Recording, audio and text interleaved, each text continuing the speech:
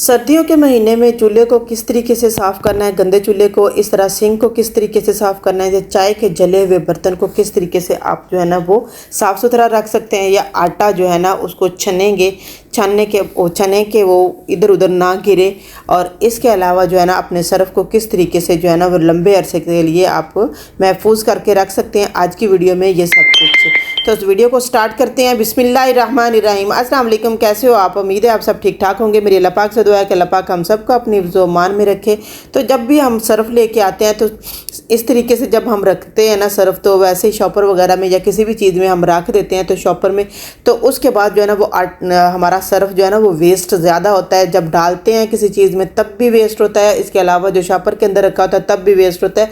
बहुत सारा सर्फ़ जो है ना हमारा वेस्ट हो जाता है। तो आज के बाद आपका सर्फ़ जो है ना वो वेस्ट नहीं होगा। आपने सिंपल जो है ना साइड से एक से आपने शॉपर को काट लेना, उसके बाद बोतल का ऊपर वाला हिस्सा काट के तो आपने इस तरीके से एडजस्ट कर लेना, जिस तरीके से मैं आप लोगों को दिखा रही हूँ। सिर्फ बोतल का अंदर देना हिस्सा, ऊपर वाला पोर्शन जो है ना उसको आपने इस तरीके से, ढक्कन वाला जो पोर्शन है उसको अपने अंदर इसके अंदर जो है ना एडजस्ट कर देना। उसके बाद आपने कोई भी जो कोई भी ले लें, आप इसको ग्लू गन के साथ भी लगा सकते हैं, रबड़ बैंड के साथ भी लगा सकते हैं, या किसी भी टेप वगैरह के साथ इसको एडजस्ट कर सकते हैं। तो मैं यहाँ पे टेप के साथ इसको एडजस्ट कर रही हूँ। तो टेप के साथ जब अच्छे तरीके से एडजस्ट हो जाएगा तो ये देखें आप किस तरह भी इस्तेमाल करेंगे, जिस सर्फ ज़रा भी वेस्ट नहीं होगा, है ना। मज़े की टिप। तो बढ़ते हैं नेक्स्ट टिप। क्योंकि बच्चियों को जब आटा छानने के लिए दे दिया जाए ना, तो आटा छानने के बजाय काउंटर पे या जिस जगह पे बैठ के वो आटा छान रही होती है तो इधर उधर फेंकते हैं। आपने सिंपल एक कटोरी में आटा डाल के अपनी छन्नी में डालना है, उसको इस तरीके से आपने चलना है। तो आप देखेंगे, हैरान रह जाएंगे कि आपका मैजिकल वे से आटा जो है ना वो ज़रा भी इधर उधर नहीं गिरेगा, बल्कि बहुत आसानी के साथ आप जितना चाहें मर्जी आटा हो, बिल्कुल छोटा सा बर्तन हो उसके अंदर भी उसको अच्छे तरीके से आप छान लेते हैं। तो नेक्स्ट जो टिप है वो भी मेरी आटे ही से रिलेटेड है, क्योंकि आटा जो है ना वो गूंद के बार बार गूंदना जो है ना सर्दियों में बहुत बड़ा मसला होता है। तो सर्दियों में आटा गूंदते हुए सबसे बड़ी तो अहम टिप जो होती है वो सर्दियों में थोड़ा आटा जो होता है वो थोड़ा नरम रखते हैं। आटे को थोड़ा नरम रखेंगे, उसके ऊपर उसको थोड़ी देर के लिए पानी डाल के आप रख दें तो आपका आटा जो है ना वो विद इन 2 या 3 मिनट के बाद आपका आटा इस कदर सॉफ्ट और इस कदर नरम हो जाएगा कि आपको उस पर मुट्ठी ज़्यादा नहीं देनी पड़ेगी। आपका आटा जो है ना वो बहुत अच्छे तरीके से बिल्कुल नरम और मुलायम हो जाएगा। आपने सिर्फ सिंपल थोड़ी देर के लिए रखना, उसके बाद आपने इसको दोबारा से 2 से 3 मुट्ठियाँ देनी है। आप हैरान रह जाएंगे कि आपका आटा जो है ना वो किस कदर नरम और मुलायम हो गया। और सबसे बढ़कर ये कि वो आटा जो है ना वो पहले जो आपने थोड़ा उसको पतला रखा था ना, वो थोड़ा गाढ़ा भी हो जाएगा, थोड़ा सख्त भी हो जाए, क्योंकि सर्दियों में आटा जो होता है वो बहुत जल्दी जो है ना वो सख्त हो जाता है। इसीलिए तो फ्रिज में रखने के बाद आपने देखा होगा कि आटा थोड़ी देर बाद ही जो सॉफ्ट होता है। तो इसलिए जब भी घर सर्दियों में आटा गूंदे तो आपने आपके आटे की पिन्नी जो बनानी है, वो आटे की डो जो बनानी है शुरू में, वो आपने बहुत सॉफ्ट सी, बहुत नरम सी रखनी है। उसके बाद आप आटा को 2 से 3 दफ़ा मुट्ठी देंगे तो आपका आटा गूंद कर तैयार हो जाएगा। आपको ज़्यादा सर्दी में ये हाथ भी भिगोए नहीं रखने पड़ेंगे। तो इस तरीके से अब जो है ना कि आप आटे को लॉन्ग लास्टिंग के लिए या लंबे अरसे के लिए किस तरीके से जो है ना वो आपने सिंपल आटा जो है ना वो किसी भी स्टील के बर्तन में डाल देना है और उसको अच्छे तरीके से कवर करके फ्रिज में रख देंगे तो आपका आटा बिल्कुल भी ख़राब नहीं होगा। बढ़ते हैं नेक्स्ट टिप। जो नेक्स्ट टिप या कि सर्दियों में बार बार चाय बननी होती है, बार बार चाय बननी होती है, तो आपने सिर्फ इस तरीके से, ये लिक्विड कौन सा है वो भी बताऊँगी मैं आप लोगों को, आगे चल के वीडियो पर बने रही हैं। तो आपने सिर्फ ये लिक्विड लगाना है और उसके बाद आपने सारे बर्तन आपने धो लेने हैं।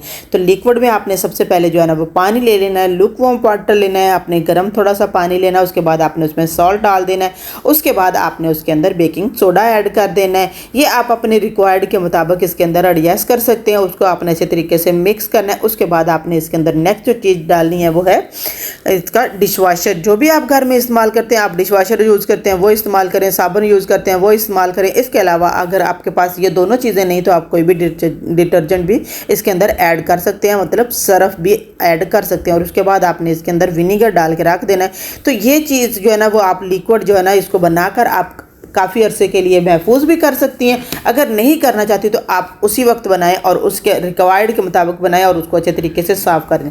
इसके साथ ना सिर्फ ये कि शीशे के बर्तन बल्कि आपके सारे ही घर के बर्तन जो है ना वो साफ़ हो जाएंगे। सिर्फ बर्तनों ही को साफ़ करने के लिए नहीं, बल्कि घर की बाकी चीज़ें भी मैं आप लोगों को इसके साथ ही इसी मैजिकल जो है ना वो छोटा सा जो घर की बनी हुई चीज़ों से सारा जो लिक्विड है उसके साथ आप किस तरीके से अपने घर की सारी बाकी चीज़ें भी जो है ना वो नीट क्लीन रख सकती हैं।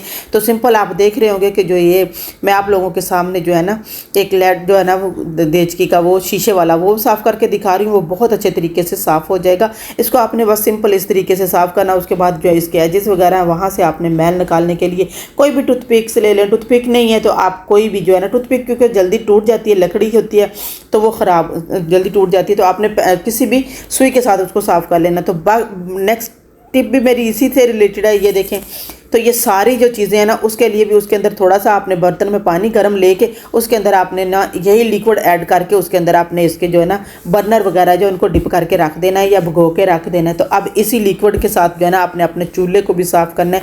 आप देखेंगे ना सिर्फ ये कि चूल्हा आपका, आपका सिंक, आपका चूल्हा, आपकी टाइल्स वगैरह भी जो है ना वो किचन की, अगर आप एक दफ़ा उनको भी साफ़ करके देखेंगे तो, क्योंकि मेरे लिए ख़ुद भी ये एक बहुत शॉकिंग न्यूज़ थी जिस दिन जब मैंने इसको इसी तरीके से इस्तेमाल करते हुए ना, जो टाइल्स थी ना वो आपको पता है कि मोस्टली किचन में जो टाइल्स होती हैं वो उसके ऊपर छींटे पड़ पड़ के तो वो बहुत अजीब सी और ग्रीसी सी चिपचिपी सी हो चुकी हुई होती है ना, तो आप उनके ऊपर भी डालेंगे तो उनको भी बहुत अच्छे तरीके से वॉश कर लेंगे। देखिए मैं आप लोगों के सामने ही चूल्हा पूरे का पूरा साफ़ करके दिखा रही हूँ। इस तरीके से चूल्हा साफ़ करना है। और सबसे बढ़कर ये कि अगली ये है कि आप अगर इसके ऊपर चूल्हे के ऊपर जो है ना एल्युमिनियम फॉइल का यूज़ करेंगे तो आपका चूल्हा जो है ना आपको बार बार साफ़ नहीं करना पड़ेगा, बल्कि बहुत लंबे अरसे के लिए आपको चूल्हा जो है ना वो साफ़ सुथरा ही रहेगा। तो आपने इस तरीके से सारे के ऊपर लगा के स्पॉन्ज के साथ जो है ना वो जहाँ पे ज़िद्दी वगैरह दाग लगे हुए होंगे, यहाँ पे आपको चिपचिपा लग रहा होगा, वहाँ से थोड़ा आपने सख्त हाथ के साथ और बाकी को सारे को नरम के हाथ के साथ इसको साफ़ कर लेना है। उसके बाद आपने कोई भी ड्राई कपड़ा लेके पहले जो है ना वो सारे का सारा जिस तरीके से आपने साफ़ किया है ना,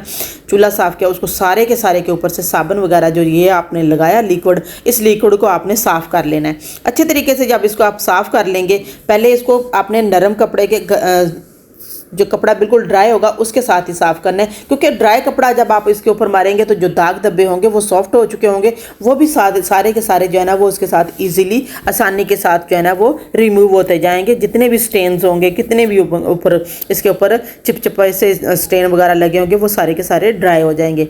तो यहाँ पर मैं तो माइक्रोफाइबर कपड़ा यूज़ करती हूँ, आप कोई भी यूज़ कर सकते हैं। अगर आप चाहते हैं कि इस तरीके का यूज़ करें आपके पास और उनको लाने का टाइम नहीं है, या फिर बाज़ औक़ात बंदा इस कदर बिजी हो जाता है कि कई दिन काम नहीं कर सकता, तो आपने कोई भी बुनियान, मर्दों की जो होती बुनियान होती है ना वो आप ले लेंगे, अगर उनको काट के आप इसको बना लेंगे तो वो भी सेम इसी तरह का काम देगा। तो ये देखिए मैंने एक दफ़ा जो है ना वो उसको अच्छे तरीके से सादा कपड़े के साथ, अब उस कपड़े को मैंने अच्छी तरह से धो के उसको अच्छी तरह से निचोड़ लिया है ताकि सारा साबुन वगैरह और मैल जल जो है ना उसके अंदर से रिमूव हो जाए। उसके बाद मैंने इस कपड़े को उसके ऊपर मार देना है बहुत अच्छे तरीके से। आप हैरान रह जाएंगे कि आपका चूल्हा जो है ना वो किस कदर जो है ना वो नीट क्लीन और साफ़ सुथरा हो जाएगा। आपने इस तरीके से इसको मारने के बाद सारे चूल्हे को ना अच्छे तरीके से, उसके बाद आपने टिश्यू पेपर ले लेना है, टिश्यू पेपर के साथ आपने इसको ड्राई कर लेना है। मैं आप लोगों को दिखा भी रही हूँ कि देखो मैंने साफ़ किया है, तो उसके बाद इसके अंदर से कोई भी मैल कुचैल वगैरह नहीं उतरी। अब मेरा तो मोस्टली ये होता है कि मैं जब इस तरीके से चूल्हे को साफ़ कर लेती हूँ तो उसके बाद जो है ना वो मैं मोस्टली इसके ऊपर एल्युमिनियम फॉइल को बिछा देती हूँ। तो अब जो है ना ये देखिए बर्नर वगैरह जो मैंने इस तरीके से भिगो के रखे हुए हैं, तो अब उनको भी साफ़ करने का टाइम हो गया। आपने सिंपल वही लिक्विड जो है ना इसके अंदर डाला हुआ है, आपने सिर्फ स्पॉन्ज लेना है, उसके बाद उसको सारे बर्नर जो है ना वो उनको 1 बाय 1 करके उनको आपने साफ़ करते जाना, नीट क्लीन करते जाना। वो बहुत अच्छे तरीके से जो है ना वो साफ़ सुथरे भी होते जाएंगे और आप हैरान रह जाएंगे कि उसके ऊपर से भी जो चिपचिपाहट सी लगी होगी या फिर उसके ऊपर से कोई भी गंदगी लगी हुई होगी वो सारी की सारी जो है ना इसके ऊपर से साफ़ हो जाएगी।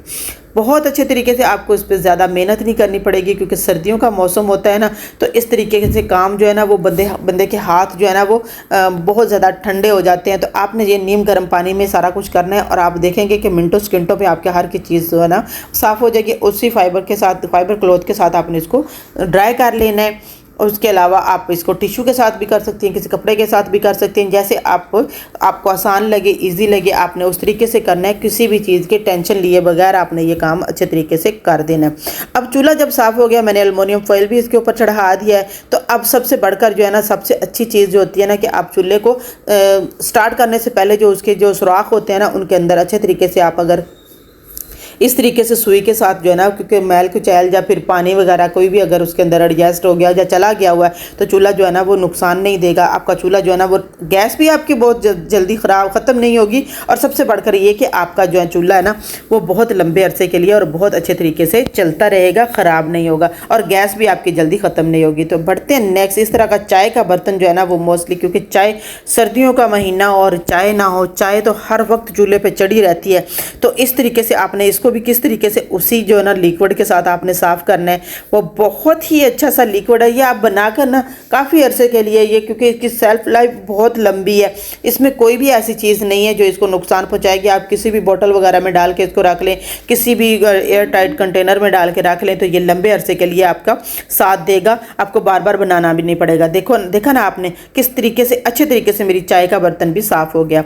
अब सिंक जो है ना वो ये देखें किस तरीके से हो गया, वो तो बाकी बचा हुआ सारा मैं सिंक के अंदर इस तरीके से डालूंगी, और उसके बाद ऊपर से सारा सिंक और टैप वगैरह इसको अच्छे तरीके से साफ़ कर दूंगी। होप आप लोगों को मेरी ये रेमेडी या टिप एंड ट्रिक अच्छी लगी होगी। अच्छी लगी तो लाइक और शेयर जरूर कर दीजिएगा, चैनल को सब्सक्राइब कर दीजिएगा। अपना और अपने प्यारों का बहुत सारा ख्याल रखिएगा, मुझे और मेरी फैमिली को भी दुआ में याद रखिएगा। इजाज़त दीजिए, अल्लाह हाफिज़, बाय बाय।